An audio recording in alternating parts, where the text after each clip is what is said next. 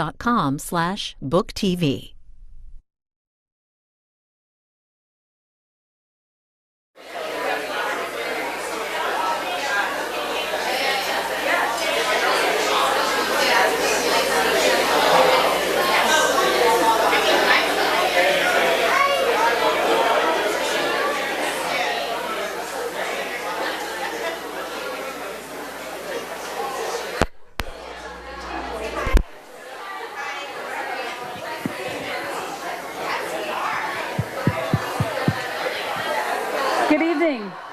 Good evening.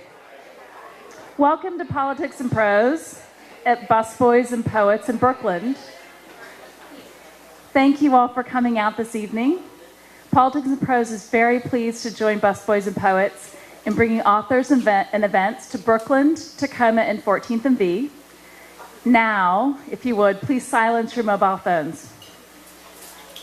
After the event, we'll have question and answers. Books can be purchased at our register on the way out the door. You can have them signed at this table right here by the door heading out of this space. And let me give this over to my friend Andy. Thank you so much, and welcome everyone. Good evening. Good evening. How many are here for the first time? Oh, it's always exciting to see.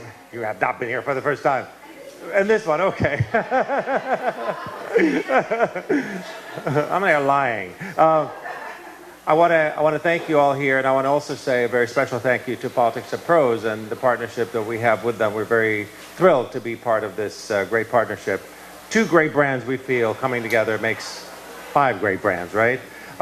So it's great to have you here. This is a very special event because it has 2 of my favorite people, Langston Hughes and Deepa Iyer. So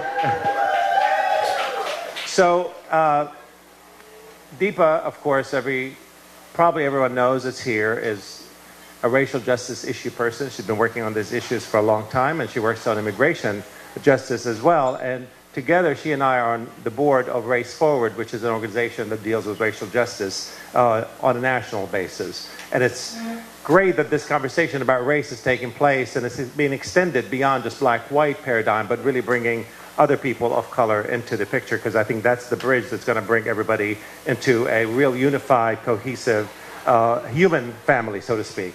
Of course, you know, We Too Sing America is a Langston Hughes poem, and it speaks about the other. It speaks about being black in America at a time where you feel like you're the outsider.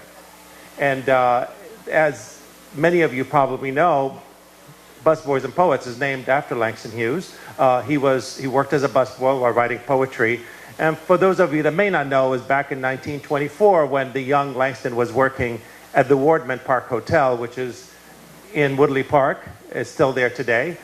He was working as a busboy, slipped some of his poetry next to a famous poet by the name of Vacha Lindsay. So while he was working as a busboy, he was being entrepreneurial and slipped some of that poetry next to Vacha Lindsay, who in turn read the poetry, was so impressed by it that the next day he announced to the press that he had just discovered a busboy poet.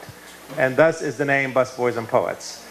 It's great to have you here. When I first was opening Busboys and Poets, we actually had a poem that was sketched on the top of the mural at our 14 and B location. It was Let America Be America Again, which is, again, speaks to the same issues that I Too Sing America speaks. The idea that let America be America again, that America is this dichotomy, this sort of confused adolescent, where it feels like it's supposed to be something, but it doesn't quite act up to its standard.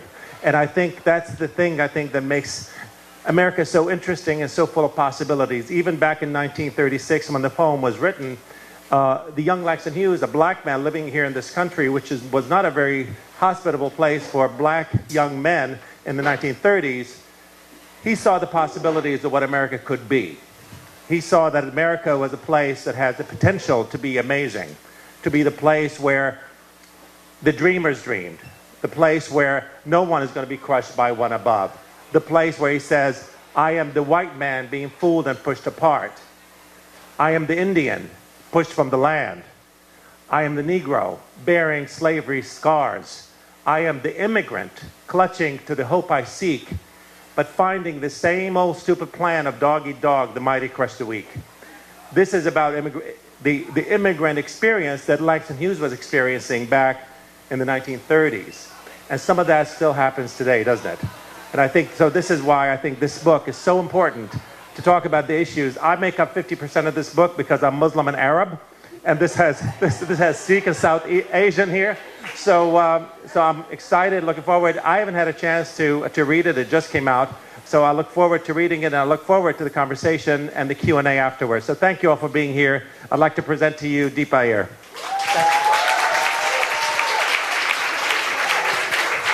This is not Deepa, by the way, but she'll introduce Deepa. Thank you. 1 minute until the star of the show comes on. I want to thank, I'm Janelle Wong, and I want to thank Busboys and Poets and Politics and Prose for hosting this very special event, this reading and this discussion about We Sing America by our friend Deepa Iyer.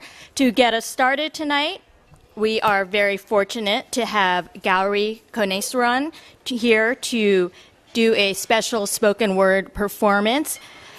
Gauri is a poet, a teaching artist, a journal editor, and a lawyer whose affiliations include Bloom Bars, Busboys and Poets, Beltway Poetry Quarterly, Jaggery, and U.S. Tamil Political Action Council. Please join me in welcoming Gauri here.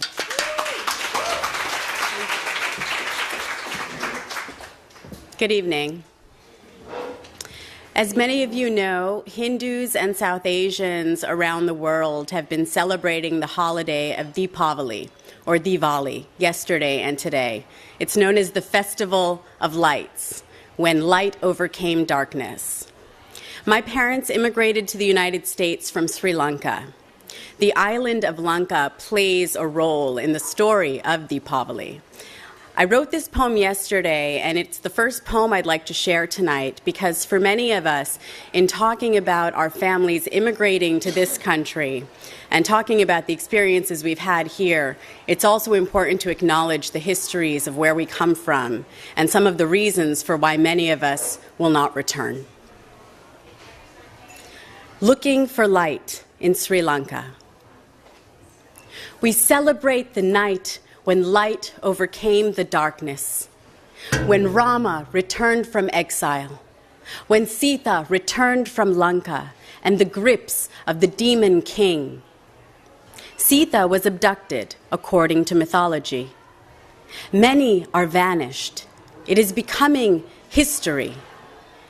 When the government commits atrocities with impunity, keeps people's fates a mystery, agrees to reforms without accountability. Where is the light? What can we see? Sita suffered abuses in the evil Ravana's custody. Many are now being tortured at the hands of the police and military. What are their names? When will they be free? Where is the light? What can we see? The flames from our lamps guide us. We carry our fires like torches. If we keep seeking justice, will it be achieved? We march toward the night when light will overcome this darkness.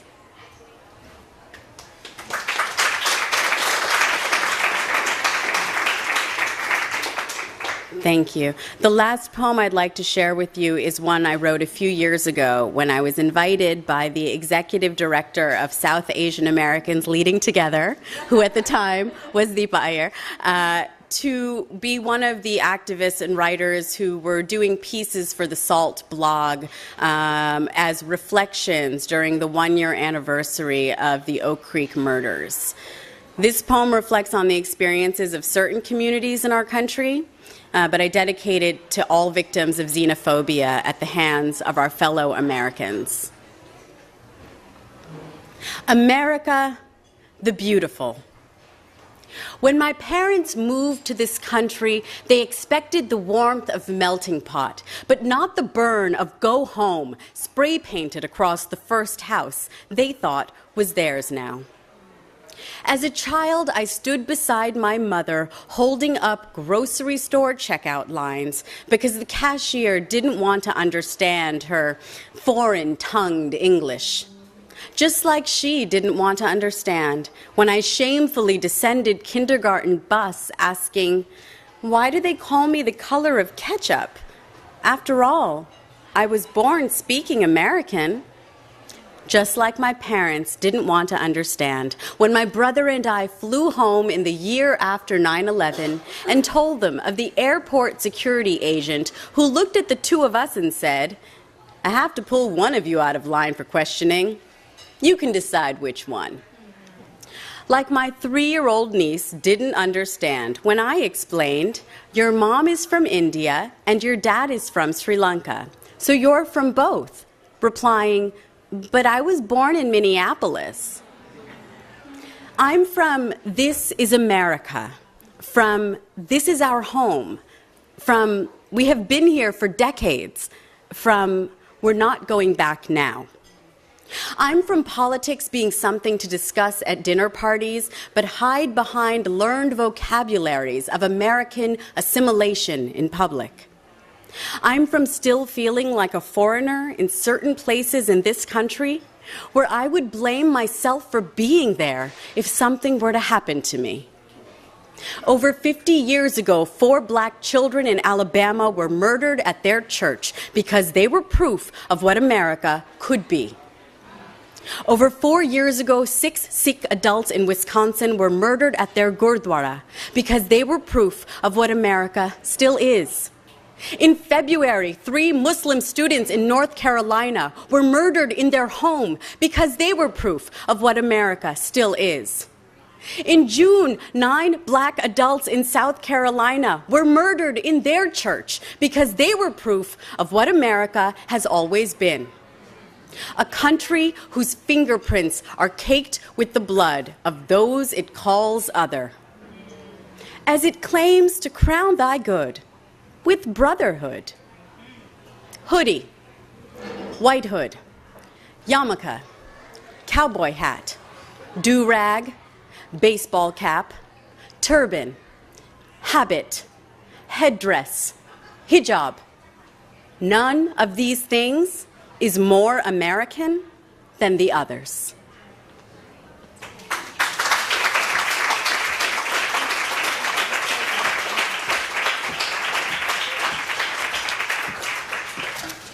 Thank you so much, Gallery. And please join me in welcoming Deepa Iyer, the author of We Too Sing America. Deepa is currently a senior fellow at the Center for Social Inclusion. She led South Asian Americans Leading Together, and she was legal director at the Asian Pacific American Legal Resource Center here in DC. Deepa has also taught in a program I direct, the Asian American Studies program at the University of Maryland. As many of you know, Deepa has been at the forefront of many fights for justice in our communities. She has never been silent. She has helped lift our voices, and she has done so with love. And that is what we see in this book, a lifting up of the voices of so many whose stories were not told in the wake of 9/11. It's a passionate call to action, and all under the banner of love for her fellow activists and community members. Please help me welcome Deepa Iyer.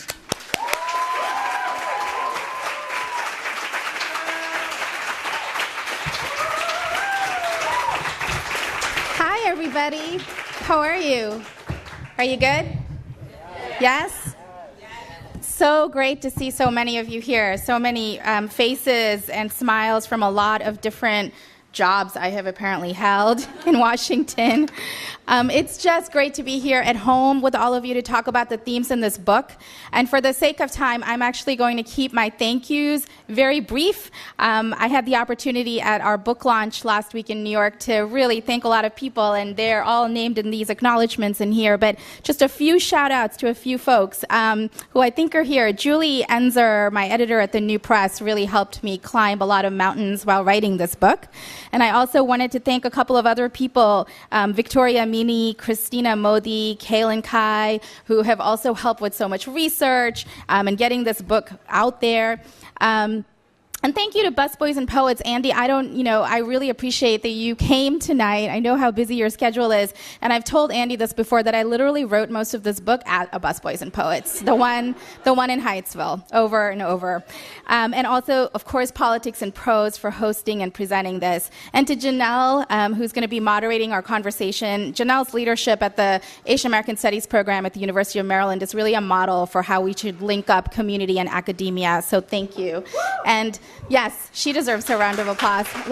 We got a lot of Maryland folks here. And Gauri, for that amazing, powerful performance. I am so happy that we could integrate art and spoken word into these conversations, because I think that it is critical to have cultural spaces to talk about this. So thank you for being here.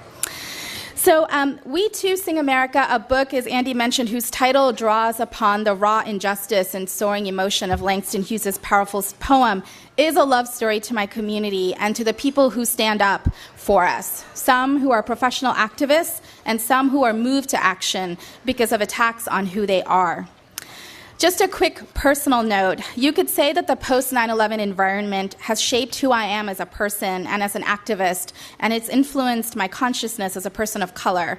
I was 28 and an attorney at the Civil Rights Division at the Department of Justice on 9/11, and for the past 14 years, I have been submerged in policies and practices that many haven't heard about, from NCERS to countering violent extremism, and spent time in places like Oak Creek, Wisconsin, the site of a horrific massacre targeting Sikhs, and in Murfreesboro, Tennessee, where Muslim communities have been demonized.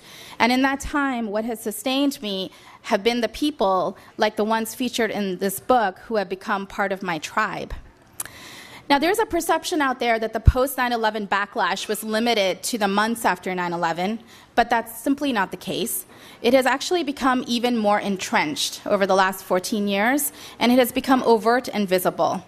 This book, I hope, puts in black and white print many of the stories which are not heard, not shared, not validated in a post-9/11 America where the forces of xenophobia, racial anxiety, and Islamophobia have marginalized a segment of people based simply on their faith, immigration status, and country of origin. The impact of the post-9/11 climate means that our people are forced to confront the horrors of hate violence that tears at the fabric of families and communities. Our people have become known as the disappeared after being interrogated, profiled, detained, and deported by our government through the conflation of national security and immigration policies. Our people are told time and again that safety is elusive, whether it is within the walls of our gurdwaras, our mosques, our temples. We receive daily signals through political rhetoric and the media that this is not our country, that we should go home, that we are diluting the true nature of America, that our languages, customs, traditions, and our backbreaking work are all desirable and acceptable when it comes to couture, cuisine, and the jobs that many do not want to do, but not acceptable when it comes to accessing benefits, rights, economic, linguistic, and educational opportunities, and a country to belong to feel safe, and to feel welcome. I want to share with you a part of the book that tells the story of some of these people from a community that has become very dear to me, the community in Oak Creek, Wisconsin, where in 2012, a white supremacist barged into that community's Gurdwara and killed 6 people.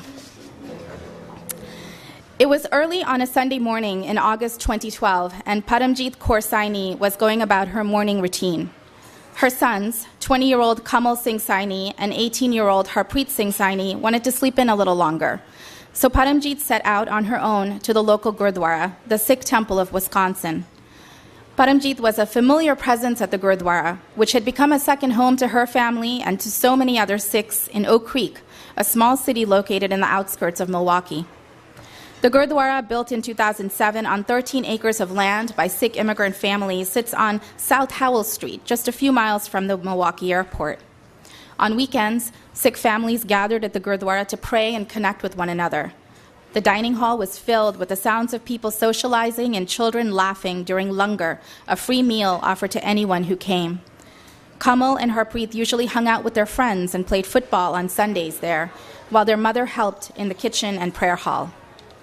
But August 5th, 2012 would not turn out to be a normal Sunday for Paramjit's family or for the Oak Creek community. Soon after his mother had left the house, news reached Kamal that people inside the Sikh temple of Wisconsin were in danger. Details were scarce, and panic-stricken, Kamal rushed to the Gurdwara to find that law enforcement vehicles had blocked off the driveway. Authorities asked Kamal to wait across the street in the parking lot of a bowling alley, where he joined others also anxiously awaiting information. As the day wore on, many of the people who had been inside were allowed to leave, and a fuller picture began to emerge about the rampage that had occurred inside the Gurdwara that Sunday morning. Not seeing his mother and becoming increasingly anxious about her safety, Kamal left the parking lot. He called his friends, and together they went from hospital to hospital, hoping that Paramjit had been brought to one. It would be a full 11 hours before authorities finally notified Kamal that his mother had been one of 6 people fatally shot inside the Gurdwara. When I first found out, I passed out, Kamal told me. I woke up in an ambulance and immediately thought of my little brother. Telling him was the hardest thing I've ever done.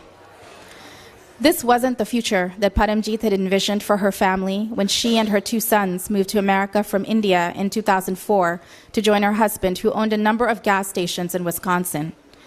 It wasn't the life that Paramjit had planned to build when she mustered up the courage a few years later to begin working at a medical factory in a nearby town. Paramjit's determination to care for her family is a point of deep pride for Kamal and Harpreet. 45 days later, after his mother was killed, Harpreet spoke about her in testimony before the United States Senate. He said, "My mother was a brilliant woman, a reasonable woman. Everyone knew she was smart, but she never had the chance to get a formal education. She couldn't. As a hardworking immigrant, she had to work long hours to feed her family and help us achieve our American dreams. This was more important to her than anyone else or anything else. But now she's gone. Because of a man who hated her, because she wasn't his religion or his color. She was an American, and this was not her American dream." The path to Oak Creek, though, began more than a century ago. South Asian, Arab, Hindu, Muslim, and Sikh immigrants experienced unprecedented backlash after 9/11, but hate violence against these communities has a much longer history. Arabs in particular faced high levels of suspicion and violence in the late 70s and early 90s when the Iran hostage crisis and the Persian Gulf War occurred. Similarly, racist and xenophobic attitudes and beliefs have motivated discrimination and violence against South Asians, including those who are Hindu, Muslim, and Sikh. South Asian communities have been targets of hate crimes, from the Bellingham, Washington riots in 1907 to the Dotbusters scare in the 1980s in New Jersey to street violence targeting immigrants in more recent decades. The riots in Bellingham, which had occurred in the early part of the 20th century, are meaningful in understanding the roots of anti-Asian sentiment. At the time, all along the West Coast, Chinese, Korean, Filipino, Japanese, and Indian laborers were exploited for their labor, but not welcomed as residents or U.S. citizens.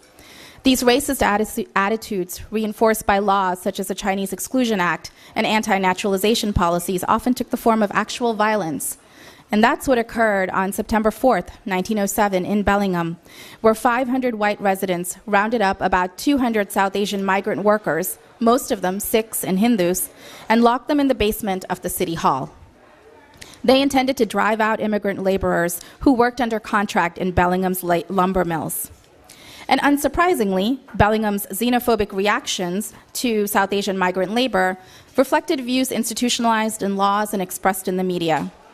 The Bellingham Herald, for example, published an editorial the day after the riots that read, "The Hindu is not a good citizen, and it would require centuries to assimilate him, and this country need not take the trouble. Our racial burdens are already heavy enough to bear." What is interesting is that some of these same sentiments are ones that we hear 100+ years later, today. I arrived in Oak Creek 5 days after the massacre occurred to pay my respects at the memorial for the 6 victims of the tragedy. As I approached Oak Creek High School, the site of the memorial service, I could see hundreds of people waiting in line outside. People of all races and faiths had gathered in the quintessential American space, a high school gymnasium, to mourn the Sikh immigrants who had lost their lives to hate violence in America's heartland. The gym echoed with a spontaneous call and response of Bole So Nihal, Sat Sri Akal, from the Sikhs in the audience. As the memorial program began, we were asked to pay our respects to the victims by lining up to view the open caskets. I tried to prepare myself for looking into the faces of the 6 innocent people who had lost their lives, but I was even more shaken as I realized that next to each casket stood their children. What do you say to comfort a child who has lost a parent in an act of hate? Next to Satwant Singh Kaleka's casket stood his 2 sons, Amardeep and Pardeep. Flanking Ranjit Singh's casket was his 14-year-old son, Gurvinder Singh. And next to Paramjit Kaur's casket stood Kamal and Harpreet. I murmured the only words of comfort and reassurance that I could muster. Our community will stand by you. I believed these words fully in my heart, but I also knew that they could provide little solace at this time. As I returned to my seat, I saw Jasjit Singh and Amardeep Singh, 2 Sikh American leaders who had become a visible presence in Oak Creek. Our embraces spoke volumes. How could this have happened again? How can our community bear it? And what more could have been done by us, by the government, after 9/11 to prevent this massacre from occurring? We would ask ourselves these questions for months afterward. The memorial service proceeded with a number of speeches from community leaders and elected officials, including Attorney General Eric Holder, who said, unfortunately, this sort of violence has become all too common in recent years. The public backlash that Sikhs, along with Muslims, Hindus, South Asians, and Arabs have experienced since 9/11 had indeed become all too common, but it did not happen in a vacuum. This violence was reinforced by racist, anti-Muslim, and xenophobic political rhetoric, by media narratives that stereotype and dehumanize these communities, and by the government's own policies and practices that have targeted and profiled them. Thank you. I know that was a little deep, but thank you for listening.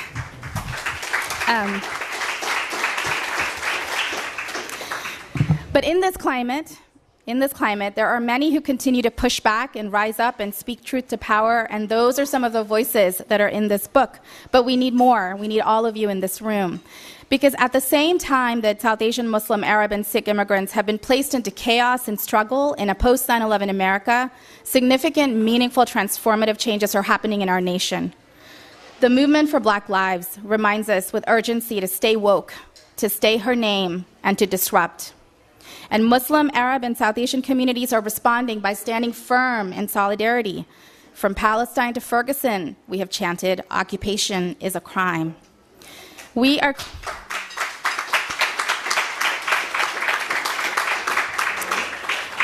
claiming that we're not anyone's model minority. And in short, we're making it plain that we stand with increasing power at the intersections of multiple movements as feminists and reproductive rights activists, as immigrants who speak with confidence the cadence of Urdu, Arabic, Bangla, Gujarati, and Tamil, as queer and transgender people, as undocumented people with intersectional identities, as workers, as allies of global movements related to climate change, the solidarity economy, and human rights, and as voters.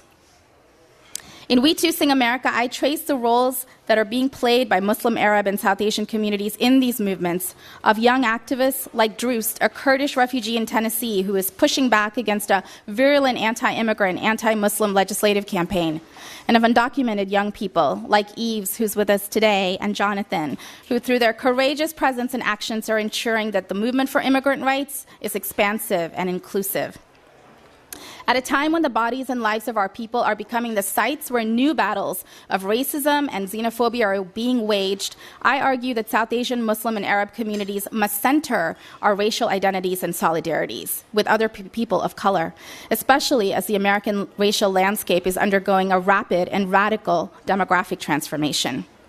The book explores questions such as how will new immigrants complicate and expand the black or white racial binary? Why must South Asian, Muslim, Arab, Hindu, and Sikh immigrants reject the narrative of cultural exceptionalism and decline the racial bribe in order to dismantle the systems of white supremacy that are centered in anti-black racism? And how do communities of color find solidarity when wedge issues threaten to tear us apart? I believe wholeheartedly that we can build a collective vision for an inclusive and multiracial future. I know it from being in community with many of you in this room, from the work that you do each day, and from the stories of the young people that are told in this book, and the many that are still forming. Our resistance, our resilience, and our audacity can be our inspiration and our guide. So thank you so much for being here, for listening, for reading, and for sharing, and most importantly, for becoming disruptors and bridge builders. And with that, I want to turn it back over to Janelle, who is going to facilitate an amazing discussion with people who are going to be in dialogue with us, because we have to, this is not just a bookshelf book. I want this book to be used as a tool and a resource. There are questions in the back.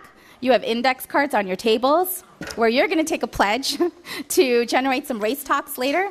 And we really want this to be something that can be used by people, not just be read as a document or a text. So thank you so much. I'm going to turn it back over to Janelle.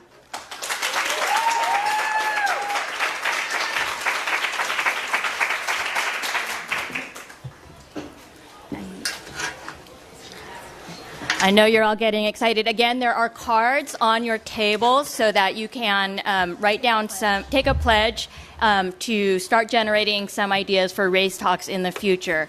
So I'm really pleased to introduce you to some activists, and they are going to have a conversation around some of the themes that Deepa just spoke about. When I say your names, please come up to the stage. Darakshan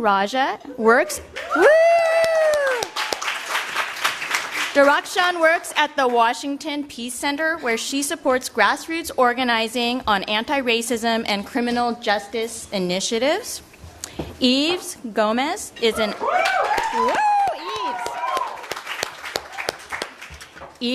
undocumented Bengali youth, student, and member of the UFCW Local 400, APALA, and API Resistance. Welcome, Yves. And last but not least, Shani Banks is a local Muslim community organizer and a recent graduate from the University of Maryland's School of Behavioral and Social Sciences.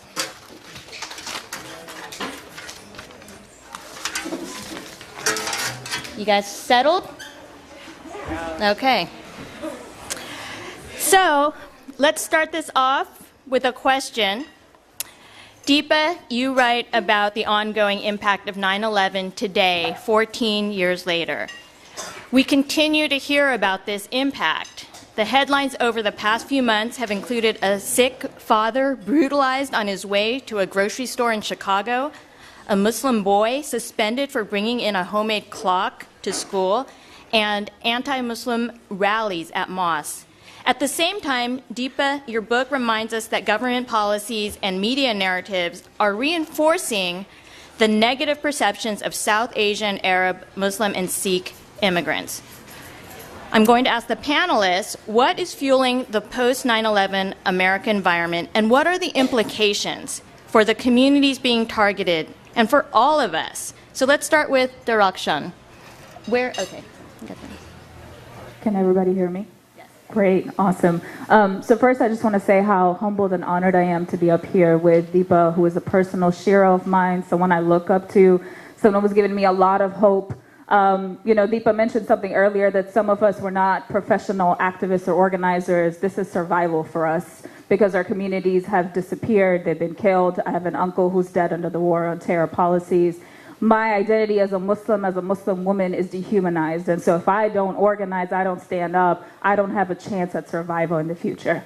So I want to say that.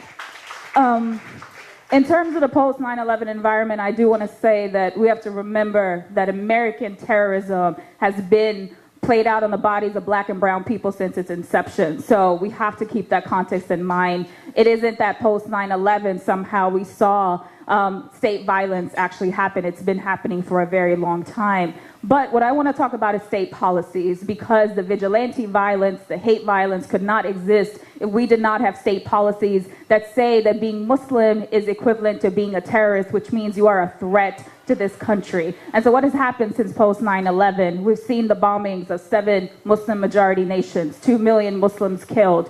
We've seen communities in this country disappear. I come from the Bronx, from an immigrant community that was undocumented mainly. In the span of 2 weeks, 70% of it was completely gone. We had no idea what happened.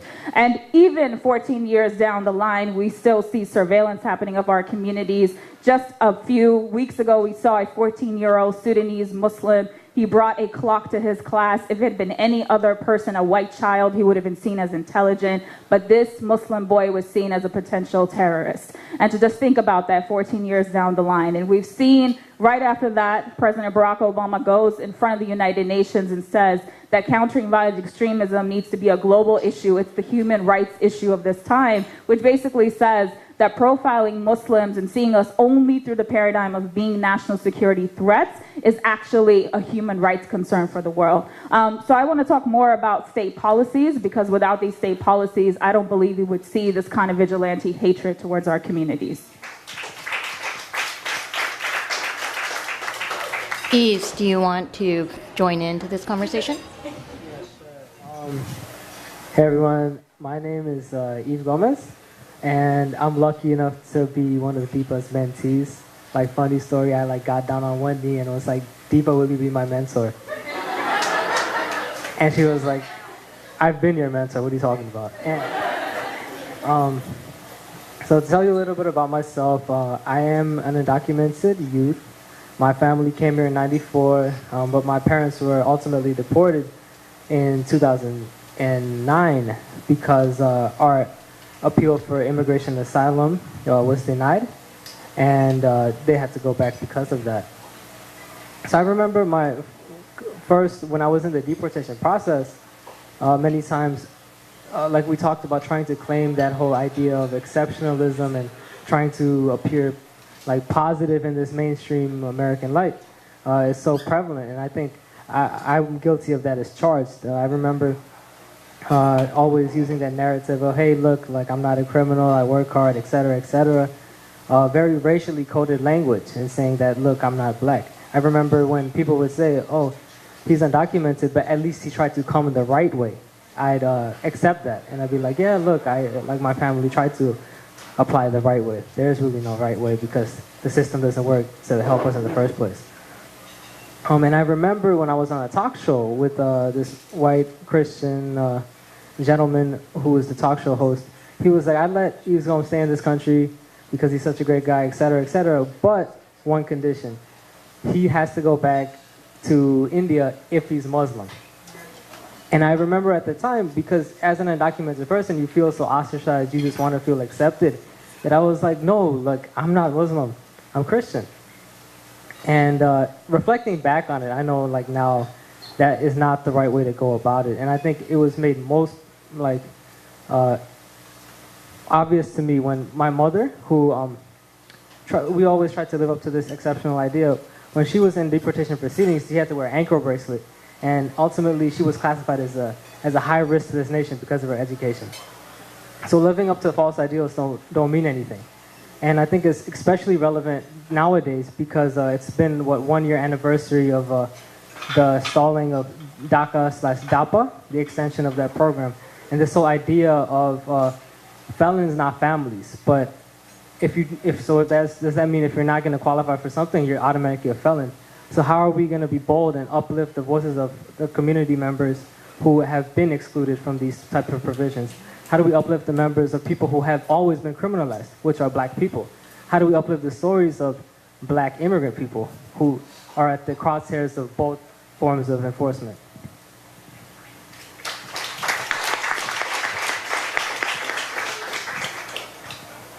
Hello, everybody. My name is Shani Banks. I'm honored to be here tonight. I'm very heavily involved in the Muslim community. My mom would probably say too much so. So I guess I could talk about this more from the perspective of how the impact affects the youth specifically, because I do a lot of work with Muslim youth and Muslim young adults. And a lot of these policies and a lot of these things that we've been talking about thus far has kind of manifested itself in the youth in a way that's, okay, I have my Muslim identity and I have my American identity, and I'm grappling to understand how I can have both. And to think that is actually completely unnatural, because you don't need to grapple to have both. They're not juxtaposed ideas. You can have both. But a lot of the times we see our youth experiencing this, and it'll, I guess, reflect itself in either A, feeling a lot of fear and anxiety about what would potentially happen to them in this country, or B, feeling that they would rather shed their Muslim identity, or they would rather shed their otherness, whatever is distancing them. And I guess what really exemplified this for me was while I was at the University of Maryland, I was the vice president of the Muslim Students Association, and myself and a couple other people in this room actually helped organize a protest against the screening of the film American Sniper. And expectedly, we got a lot of hate and a lot of hostility. But more unexpectedly, from the Muslim community on campus, there was a lot of, like I mentioned, fear and anxiety about what would happen to them. And there was this idea that, hey, maybe this protest is rocking the boat. Okay, and I was kind of really off-put by that, because I don't think that youth in this country, that anybody in this country should be questioning the appropriateness of their safety. Thank you. Thank you. And I'm just going to try to wrap up some of the pieces. And before I do that, I just wanted to really thank Yves, Darakshan, and Shani for joining us. I'm hoping that with these book talks, when I go from city to city, that I can actually make space to lift up the voices of young activists in that city. And so it's just really great to have the three of you here. And I also wanted to especially thank Yves, because telling your story over and over again is re-traumatizing. And Yves took a lot of time to talk to me and tell me his story, and tell it to me again and again and again. And so, Yves, I just wanted to thank you for making that space and for letting me feature your story in the book. So just to kind of wrap some of this up, I mean, I think that everybody talked about the fact that the national security state that we have right now has really ended up criminalizing our communities, and the architecture of national security policies and immigration have come together to do that, right? And one particular way in which that's playing itself out, there are many, but one particular way in which it's playing itself out, which I talk about in the book, is the surveillance of South Asian Muslim and Arab communities. And in particular, how that's actually happened in New York City, where the NYPD has sent out mosque crawlers, they call them, to spy on mosques. They basically go to cricket games on the weekends where South Asians are playing cricket or Arabs playing soccer, just to monitor their activities. And they, of course, visit restaurants, right, and hookah bars and any other establishment that people go to. And that sort of surveillance, which is being challenged in the courts, and we're finally seeing a little bit of openness there among the courts, that there is no national security justification. But what it ends up doing is, as Shani pointed out, really create this state of psychological warfare, which is a term that Linda Sarsour, who's also in the book, she's a Palestinian-American activist in New York City, talks about how on a daily basis people have to make decisions about, is it okay for me to wear my turban or my hijab? Can I speak to my kids in my language? Can I go visit my place of worship? And that is just not the type of country that I think anyone wants to create. And so some of the ways in which, in the book, there are some solutions for this that come from activists and advocates that have been thinking about it. And one particular one I wanted to point out, which Darakshan also alluded to, is that our communities have been thought as being sort of these violent extremists, right, who are national security threats. But the bottom line is that the biggest threat facing all Americans in this country right now, and data shows this over and over again, reports show this time and again, our government agrees, are actually right-wing white supremacist groups. And until we actually get our heads around that from a governmental standpoint and start to put efforts into monitoring the activities of white supremacist groups, we're all in trouble. But the government continues to define violent extremism as being Muslim communities, right? So there are some policy solutions in that vein that folks talk about in this book that I want to lift up, because it isn't just about changing cultural narratives or media narratives. It has to be combined with policy change and obviously our individual biases and stereotypes that we carry as well. And so trying to make sure that we interrupt all of those different feedbacks that we get and those inputs that we get to change the climate in post 9/11 America. Thank you so much. So let's talk a little bit about this call to action in your book about building cross-racial solidarity. We're going to be doing a Q&A after this question, so please start thinking about your questions if you'd like to join the discussion. But first, to set the context, I want to read a piece of what Deepa writes from her chapter entitled "Ferguson is Everywhere." And I think helps to set up this question. She writes, "What does it mean to stand with Ferguson? For South Asian, Arab, and Muslim immigrants, solidarity with Ferguson means supporting the message behind Black Lives Matter without co-opting or expanding it. It means articulating the pervasiveness of anti-Blackness in our society through the lens of both individual discrimination and systematic racism. It means becoming active participants rather than bystanders or mere allies in the movement to end police brutality by recognizing the impact of discriminatory law enforcement actions on people of color. And it means working within our own communities to address the role of anti-Black racism and white supremacy. This includes having difficult conversations with friends, families, and community members about racist perceptions of Blacks within non-Black communities." So I'd like to ask Yves to comment and reflect on this movement to think about cross-racial solidarity. Okay, I guess to start, in the context of a lot of the work that I personally have been doing as immigrant youth, it's been right now, how do we elevate the stories and the struggles and create the spaces for Black undocumented youth? And personally speaking, I think it was 2 summers ago, SALT, NACASEC, and a whole bunch of Asian American organizations helped put together the first ever convening for undocumented API youth to come together and meet. And I think for me, that was a life-changing experience because for the first time ever, I got to meet other South Asian undocumented youth from around the country, other East Asian, other Asian youth, who I've never thought existed. Prior to that, most of the work I did in Maryland in regards to immigrant rights was with Latino community, who embraced me, which I love, but at the end of the day, your experience doesn't completely overlap. And when we don't include everyone's stories, people always get kicked to the side of the curb. And that's been the case with our Black immigrant youth, our Black immigrant families. Again, I must emphasize who are at the crosshairs of both criminal justice and immigration enforcement. I think right now, a group of my friends who are Black undocumented youth are trying to put together the first ever convening for them to meet. And if you'd like to pitch into that, or if you know any ways you would be able to support, I can connect you. On another note, another part of work I do here in DC is I'm part of a group called API Resistance. And I see a lot of you here in the crowd today.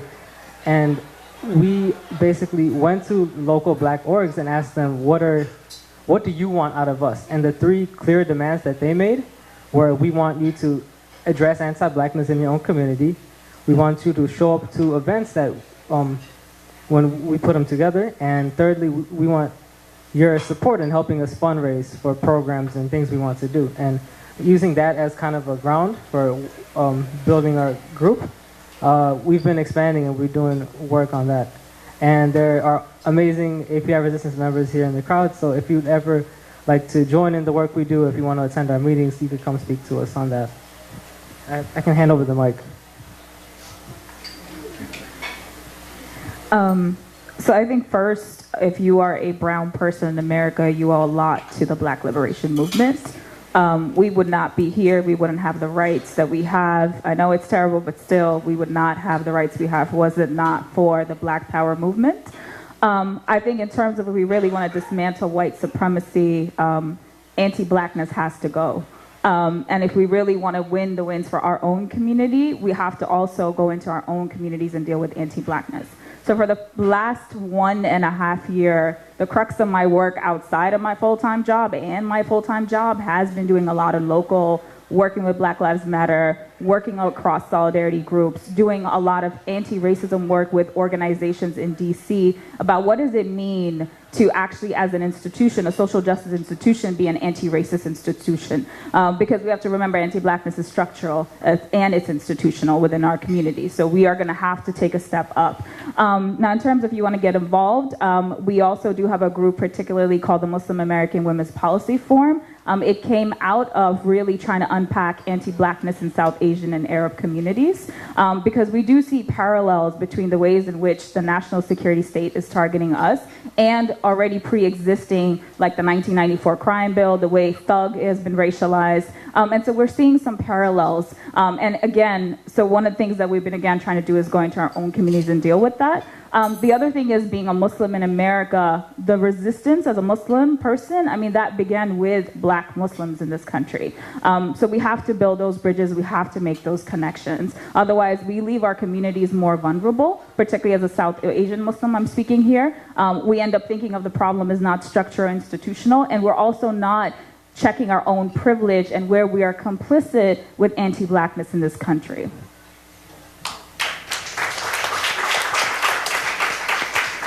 Yeah, I honestly just have to reiterate. And just talk a little bit more about that intersection that does exist that can sometimes be overlooked. I a lot of times have friends who will say to me, I feel like every day they're attacking a different part of me. And that holds true for a lot of different people, and it holds true for me myself. One day I might feel that my Blackness is being attacked, or that my religion is being attacked, or that my gender is being attacked as a Black Muslim woman. And a lot of the times that attacker isn't always going to be the characterized, old, white, rich, hashtag Trump man. It's, sometimes, unfortunately, that attacker can be within your own religious and within your own ethnic communities. And so it's important to look that in the face and to be able to handle it. And it's not always easy to do, but it's definitely necessary to do. Because, if our own identities can intersect, then our oppressions are also connected. And in order to dismantle those connected oppressions, we have to collectively do that. And it's important to do that structurally, because if you're not at the table, then you're on the menu.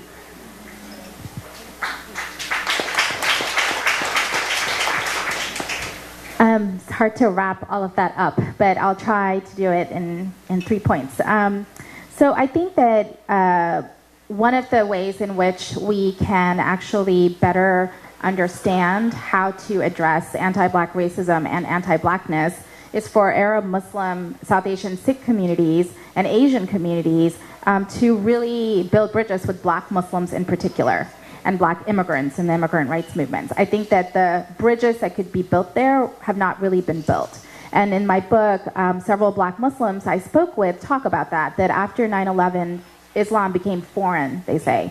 And so they say that they are at the crosshairs, as Shani pointed out so eloquently, of both Islamophobia as well as, say, police violence and state-sanctioned violence. So how are we building bridges with Black Muslim communities is a question that I think that AMEMSA coalitions and Asian American organizations need to ask themselves. The second piece is really around addressing anti-Blackness within our own communities. That part of that means we also reject this notion of cultural exceptionalism, which it's somewhat related to the model minority myth, but it's that notion. I don't know about many of you, but I've gone to plenty of South Asian events where people will get up on the mic and be like, "Oh, we're the first at this and that, and we've succeeded at this and that," right? So yes, it's great that we have spelling bee champions and Silicon Valley CEOs. Yes, absolutely. But at the same time, we need to recognize that we're also being called terrorists, right? That that picture is not comprehensive, and that it creates a lot of wedges to use cultural exceptionalism as a way to talk about success for our communities. So pushing back in terms of having those uncomfortable conversations with our uncles and aunties and family members is something that I am hoping that all of us will engage in these race talks, right? And this could be a great time for you to look at your index card on your table and maybe pledge to have a race talk with a particular person. And you have to sign it and put your email address and bring it back to me at that table over there, and I'm going to email you later to remind you.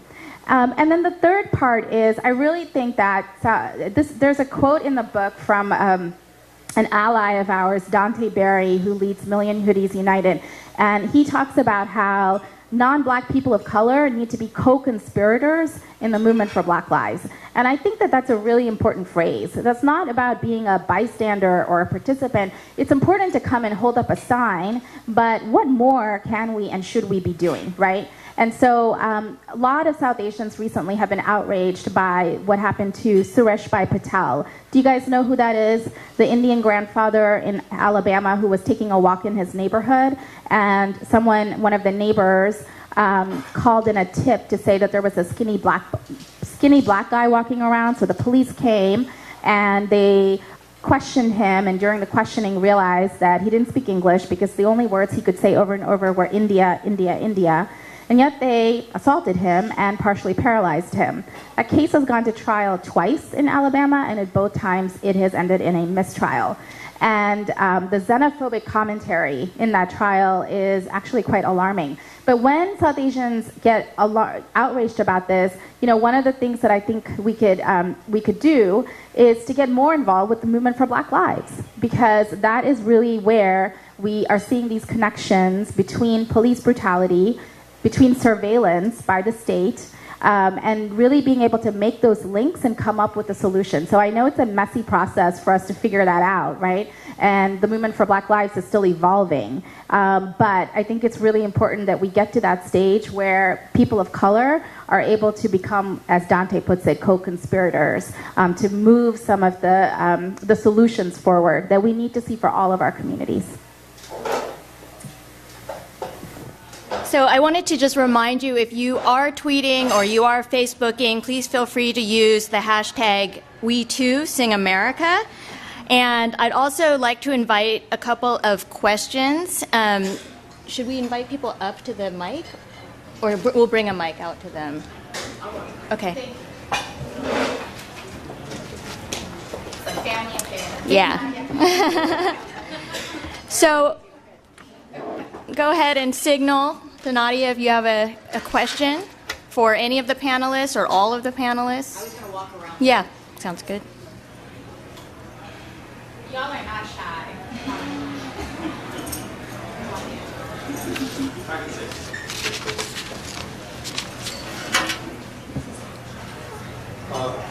This is just a comment. We've been doing race dialogues here at Busboys and Poets since we opened back in 2005. They're called Actor, a continuing talk on race, and they're done on the first Sunday of every month. There are 14 in V Street location. We invite everybody to come. We have different topics that we deal with on a regular basis, and everything that deals with white privilege to Black Lives Matter. We deal with these issues, and it'd be great to have more people. It's one of the most diverse groups you'll ever be around, and it's a great, great conversation. Usually a packed house comes in, and it's very interesting to see how many more people are getting interested in this conversation. And lots of what's going on, of course, all around us. But I think one of the most key points behind the amount of interest we're seeing is the amount of gentrification that's taking place in the city and the tension that's creating between whites and blacks and others that are moving in. So we invite all of you to come.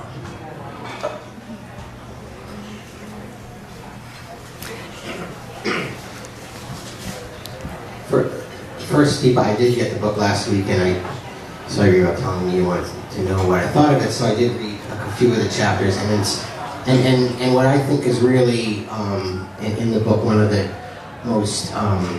First, I got a little bit annoyed when you ranked ethnicities, but then it sort of sunk in, and I saw it in the world out there about how each of us in immigrant communities have stepped over African Americans on the way up as the American way.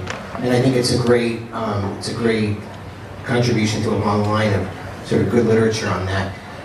But I guess my point, and I love the fact that you talked about the history, because people think that Latinos showed up just yesterday, and one of the things I think we have to thank the casino magnate Republican candidate for, is to talk about the 1950s and harken back to the operation of mass removal, mass deportation in the 1950s to today, because the real story of that is that Latinos were picking, during the war, who picked our fruit? Latinos. In the 20s, the same thing, and sort of, and when we talk about, you know, when I first found out that I think 1/3 of Wyoming was Chinese in the mid-1800s, I mean, these facts are amazing, or that the Supreme Court talked about race for so long and who could be a citizen.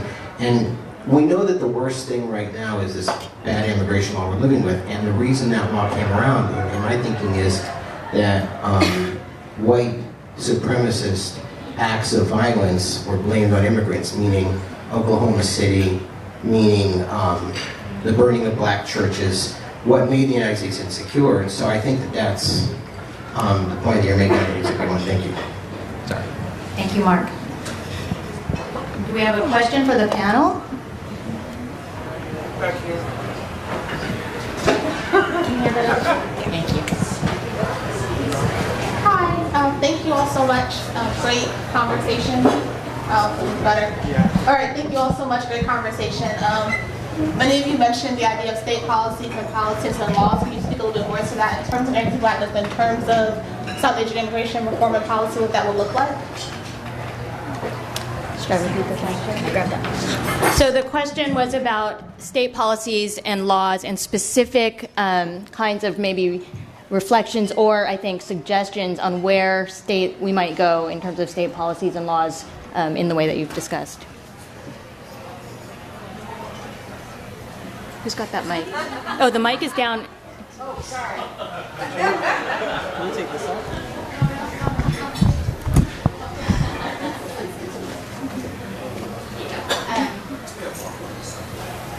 Andy, you got to get some more mics. I do have more mics. So really quickly, so some positive solutions, right, or positive ideas or recommendations. So I'll mention one in particular, which is federal, and Darakshan might have something more local, actually, to look at. So one particular policy is sort of a guidance, a federal guidance that the Obama administration put out last December, which was around prohibiting profiling on the basis of race. And this is something that actually the Bush administration had put out in, I think, 2003, and advocates since then had been pushing to amend that guidance and make it better. So it was a mixed bag when that guidance came out last December, because on one hand, it basically prohibited profiling by federal law enforcement on the basis of race, religion, national origin, gender identity, and sexual orientation. So we had all pushed for expanding the bases, right, to say, no, you can't profile people on all of that. But unfortunately, the guidance left several loopholes including a loophole on national security. So again, if you're a national security threat, then federal law enforcement could profile you. And they even have an example where they basically say that the FBI can racially map a community. It's kind of blatantly out there. And also the profiling is allowed at the border and at airports. And so who does that affect? It ends up affecting Latinos, it affects South Asians, Arab, Muslim, Sikh communities, right? People traveling at airports, at the border, and who might be, quote, seen as national security threats. So this is just another example of a way in which these policies end up really continuing to sideline our communities for the greater good. And I think one way that we can push is to try to get this policy amended and changed. And there are lots of people doing that, especially in Washington. But I think that is a particular place where we could potentially see some movement over the next year that we have left with this administration. Sure. So I'm going to talk something about federal, then I'll talk a little bit about local. So number one, I think one of the ways we're seeing this cross-section between sort of non-Black communities and Black communities is the war on terrorism, and particularly terrorism charges, are now being used against Black Lives Matter organizers. So Black Lives Matter protesters who are now out there are being thrown these terrorism charges. And so I think this is ways that the state goes to one community, perfects a tool, and then turns it out when we start seeing rebellions into another community. Locally as well, right now, DC is one of the most militarized regions in the entire country. And recently, actually, a lot of the Black Lives Matter focus here with Stop Police Terror was around actually the expansion of policing powers that Bowser actually had proposed, the local mayor. Now, where's the connection between the international piece and local piece is that the law enforcement here got training in Israel by the IDF and brought those tactics here and used jump outs against Black communities in Southeast and Southwest. And we've had murders. Raphael Briscoe is a great example of that, who got killed in a jump out. So there are ways that these the law enforcement agencies, we know even in Ferguson, Baltimore, they got trained in Palestine and brought back IDF here, the policies of sort of surveillance as well. So I think that, again, the war on terror surveillance is one piece that we have to challenge. Right now, feeling surveillance is so normalized that people turn around, they're like, so what? You know, big deal. If you didn't do anything wrong, why would you have to worry? And it's like, we do have to worry because that surveillance is actually being used against Black and brown communities, and it is being perfected particularly for the movements that are emerging with the movement for Black lives and also other communities that's going to be used against.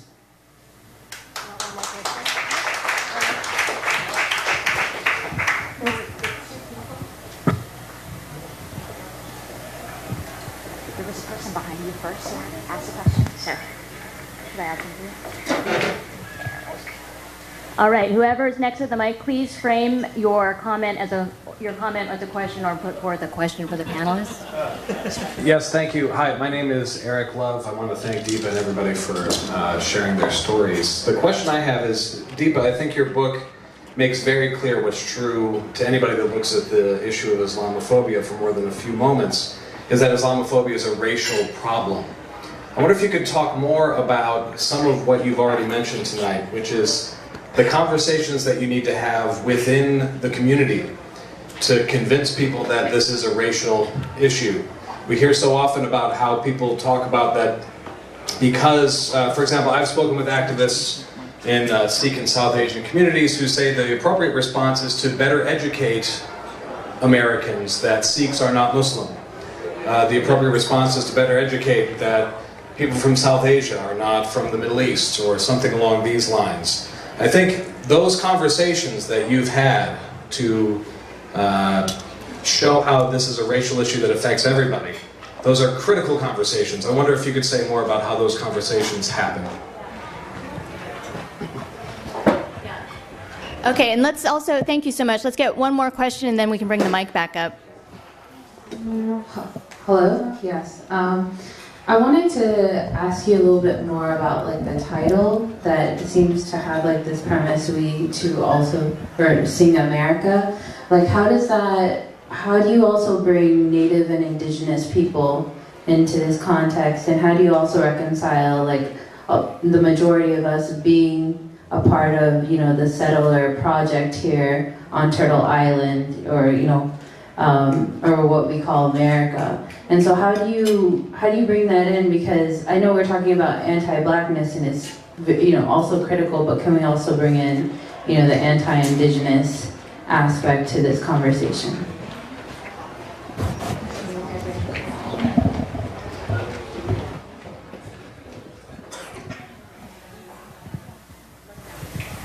So, Eric, I'll try to answer your question really quickly.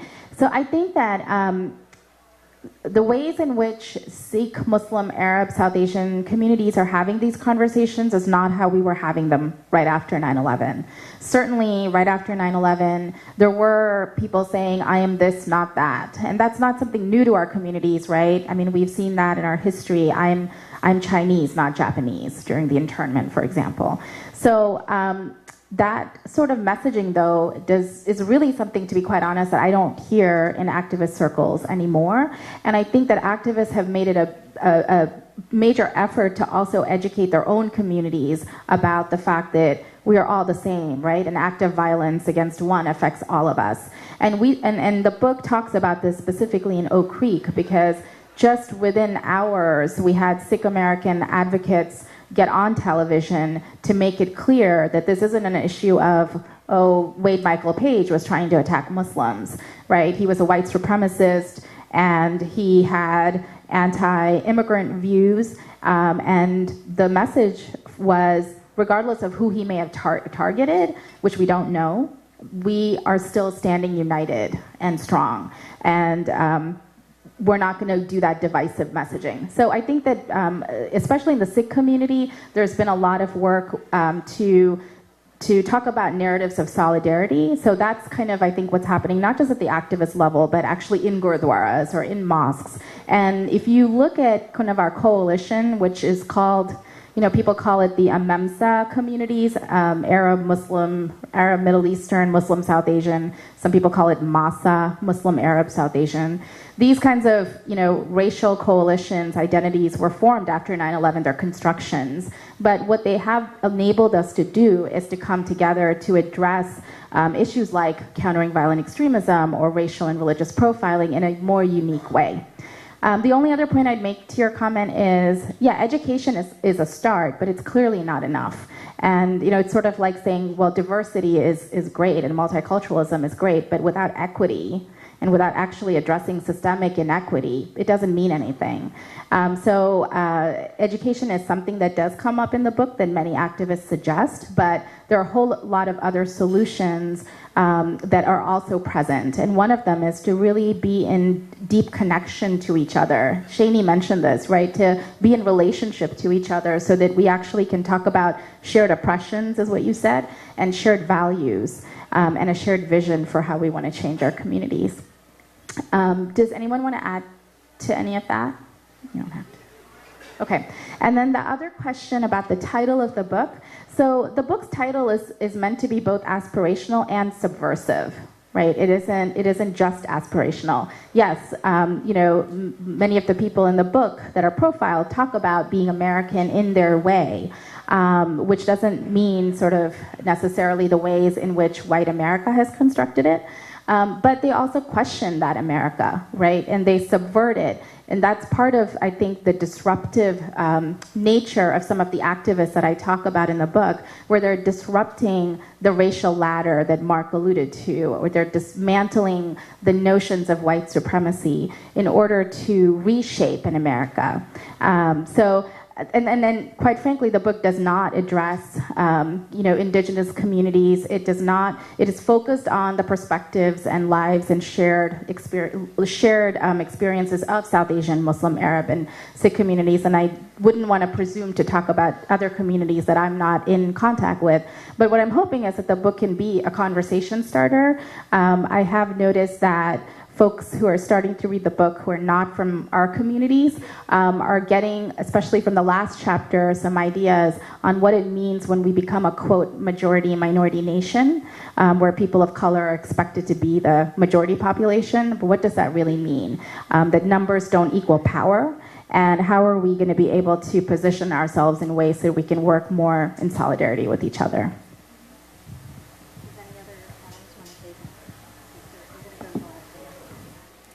All right, so before we wrap up, Deepa asks us all to be disruptors and bridge builders. And how do we do that? You panelists, what are your ideas for being disruptors and bridge builders? And could you please share your answer in 1 minute?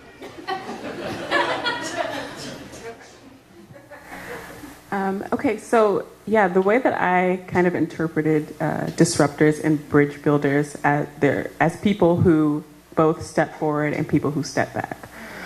So stepping forward, I would see as taking action, as being an active participant in the call for justice. Is making those changes and having those dialogues with people. Whereas stepping back refers to more of taking that time to reflect. Acknowledging what you do not know and acknowledging what you do know, and being okay with having someone teach you, being okay with following, being okay with not being in the lead, and learning how to use that to collectively work together to dismantle those oppressions that I talked about before. So both stepping back and stepping forward, I think I interpret it as being essential to being both a disruptor and a bridge builder. All right. So when it comes to being a disruptor, I say shut it down. I mean that. Reclaim space, call out state violence. For me, I always, when I'm talking about the war and terrorism, I'm like, yeah, it's Muslim communities who've had a genocide happening right now. And you don't know how much backlash I experience for saying that. Being being a connector, building bridges, that's a place where I take a step back when it comes to particularly right here in local communities, other communities. I don't need to be front center stage. I don't need to be on the mic. I don't need to be on the bullhorn. I need to be in the back and say, what can I do to logistically support you? How can I take my privilege being in an institution and get you resources? So that's what I think a building bridges person would do.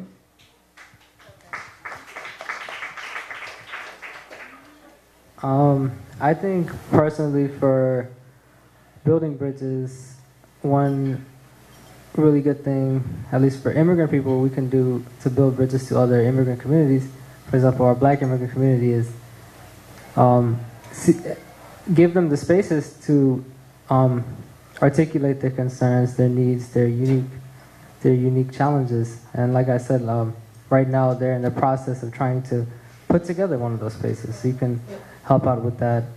In terms of disrupting, I think what I really question myself, right now I'm a pharmacy student at the University of Maryland, Baltimore, and I realized that I'm probably 0.0001% of my community as an undocumented person to be able to do that. So it's not, like my friend just mentioned, a step up, step back. How can I really take a step back and give that space to the people in my community who are most oppressed to voice their concerns? And another way in doing that, I think, is, crap, I had it. Yeah, forgot. You can still get the mic back.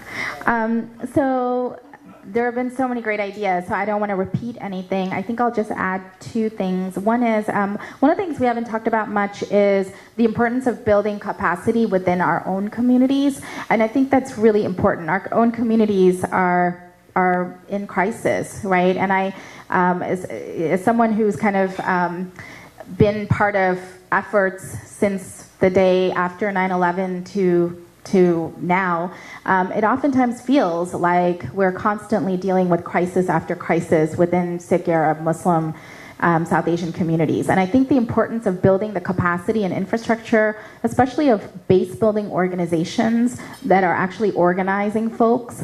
We don't really have any local organizations here in Washington at all that work within our communities, at least not with the South Asian community, right? So it's important that we have the SALTs of the world. It's important that we have the networks of local groups, that groups like SALT coordinate. But at the same time, we really need to be able to support the base building, so I want to just put that out there. And then the second thing I would say is, so this is the time to pick up the index card. So yes, if you don't have one, Kaylin will raise your hand, and Kaylin will get you one if you can raise your hand, and she'll walk around to you. So the folks who know me, and I'm so grateful that I have like folks from the Maryland community, at the university, my SALT community, my Asian American community, and my government community here. But y'all know me that I always do a call to action. We always have to do something, right? And so this has got to be all of us to shape the multiracial inclusive nation. So what I want you to do is take a pledge to, within the next 3 to 6 months, to do something. How are you going to be a disruptor and a bridge builder within the communities that you inhabit, the workplaces that you inhabit, the people that are close to you? So I just want you to put your name on it, pledge something, and put your email down so I can contact you. And the ways in which other folks have been writing these pledges and they have been taking them have been things like, if I'm a teacher who says that she's going to actually convene conversations with a faculty and parent book club to talk about some of the ideas in the book and how they can actually get some curriculum changes, right? A second person talked about how they're going to have a conversation with their grandfather about the movement for Black Lives. It was like an Indian American who said that would be very uncomfortable for them, but they're going to do it. So there can be different ways in which we disrupt and bridge build. So I hope that each of you will take action to do that. And I think I will turn over to you, Janelle, to close us out. All right. Well, thank you so much to the panelists. Let's have a round of applause.